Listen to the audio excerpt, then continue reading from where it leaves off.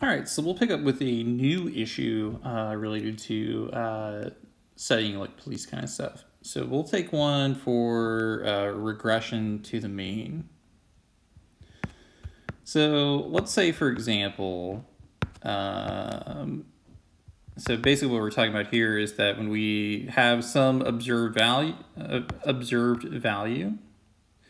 and maybe let's say it's really, high, or it's low,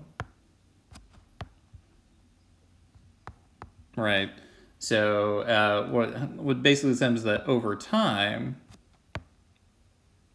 any kind of observed value goes to the average because it's too extreme, or it gets closer to the average, right? So why does this end up mattering? Like, why is this like an important issue or concept to understand?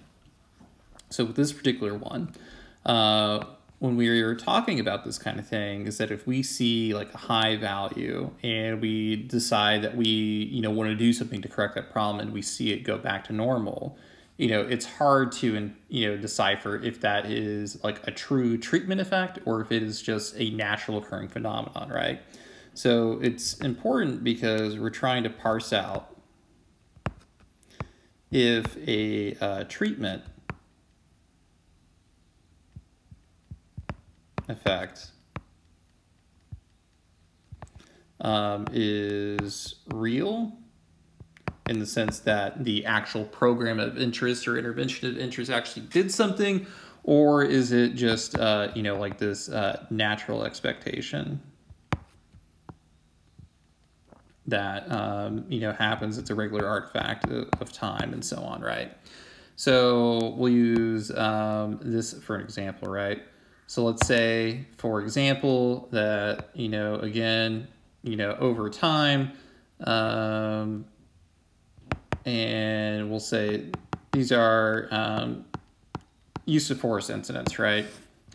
And so let's say that we, have one group, right? Let's say, I don't know, they're just kind of like cruising right in this area, right? The scale doesn't matter for this, right? Something like that. And over the same time period, we see this different color or something like this. And then there's this big spike, right? And we see that they have like this high value, right? So what we might want to do then is that if we see like this huge spike, right? Maybe like what's going on, right? Like in this context, right? So in this case, we might deliver a program and we can say, okay, we're going to, direct it into this kind of like, mauve. I don't know what you call that color. Anyway, and then over time, we see that the number comes back down, right? Something like that.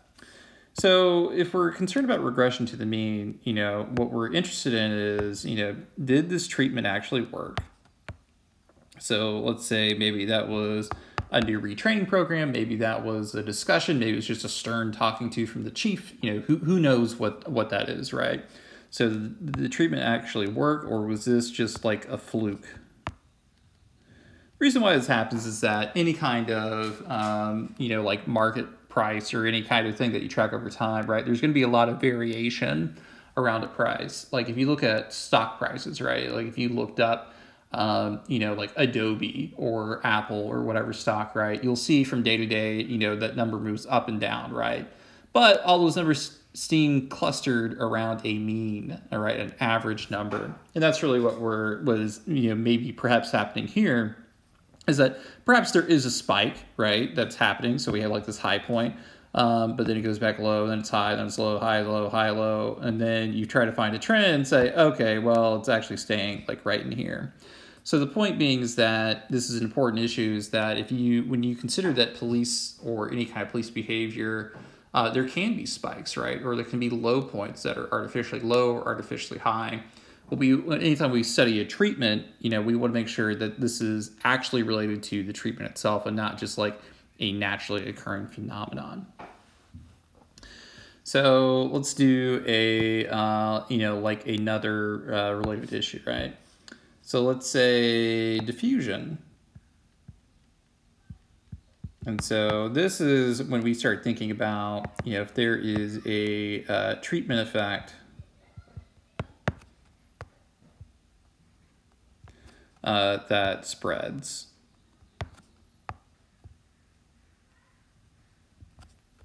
From one group to like a control group.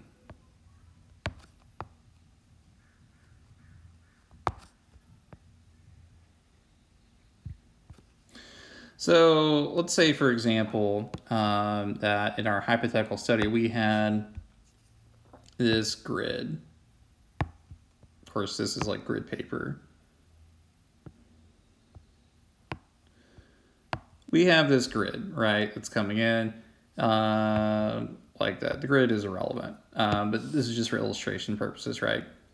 So let's say that we found out that there was, a lot of crime, in this section right here, right? And we decide that we're going to allocate more officers here, or maybe we're going to have a community engagement program, or maybe we're going to have, like more visible police or something like that, right? And we want to compare, these numbers here in surrounding areas, right? So we want to have like a control group of some kind, right? But we're only delivering the treatment in this red area, right? So even though we're comparing in these purple areas, right, we're only delivering treatment into like the red area, right? So when we talk about diffusion, what we're interested in is whether or not crime, like a crime benefit, or so less crime, or maybe crime increases and shapes in, right? So let's say, for example, what do I mean by that? So we have here, let's say we increased officers, right, in this particular area, and we thought that was going to stop more crime, right? But as a result, right, so we have this treatment effect, officers are coming in, and in this area, right, we see an increase in crime. And the same is also true here, and maybe ends up here, right? So we would look at the study, right? We would, maybe conclude that, crime went down in treated area, but maybe went up in our control areas that we were comparing, right? Well, as an example, this is hypothetical. So in this case, then, we would say this treatment effect diffused, right? So we saw this effect had consequences that we were not really aware of, that we weren't prepared for. And we see like this treatment effect has diffused. Now, sometimes it could be positive, right? So maybe putting more officers here, maybe that crime goes down in those, related areas that are close to it. Or maybe it goes up, right? Because it has moved around the corner or something like that. The point being, right, is that we see this diffusion effect that can happen that could possibly be a problem or possibly a good thing, depending on what it is, right? This issue is really important, right? Because we think about things related to crime, or maybe it's gun use or drug camps or something like that, or like drug air markets or whatever the issue is.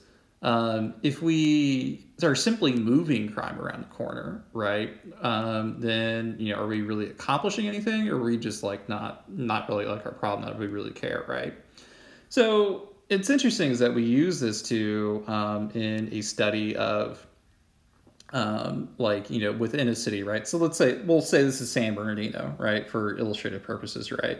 But if we change this map, right, so let's say this was, this red stuff was San Bernardino, but then this is Highland, and then this is Colton, and, this is Redlands, right, or something like that.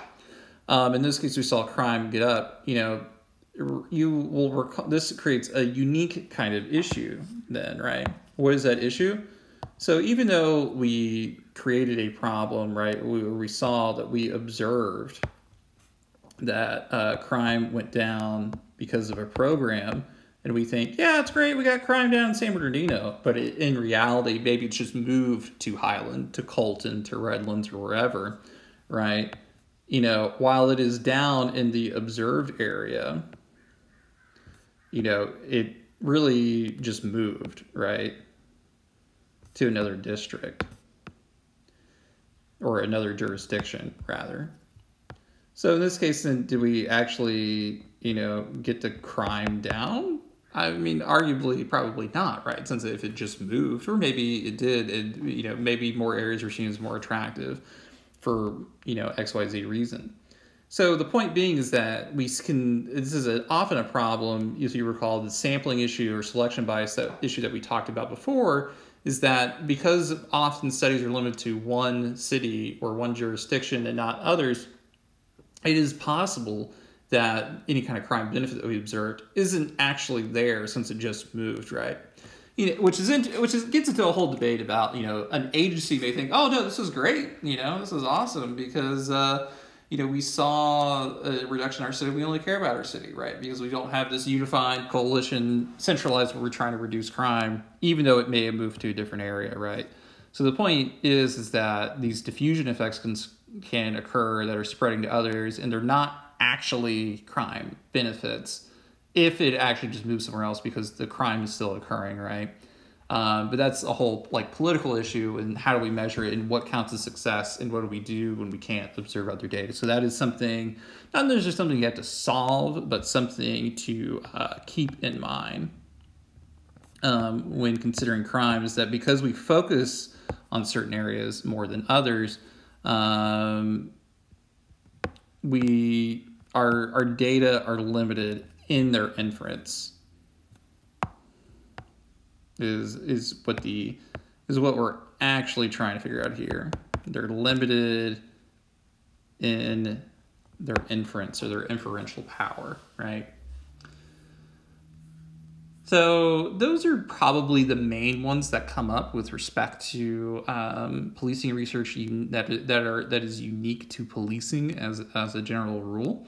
Obviously there are more issues related to internal external validity and designs and stuff like that. I trust that you guys can handle that, but these are special cases that you should consider when you're writing research critiques or studying your own or reading on your own, right? These are all kinds of things that you should keep in mind while you're reading.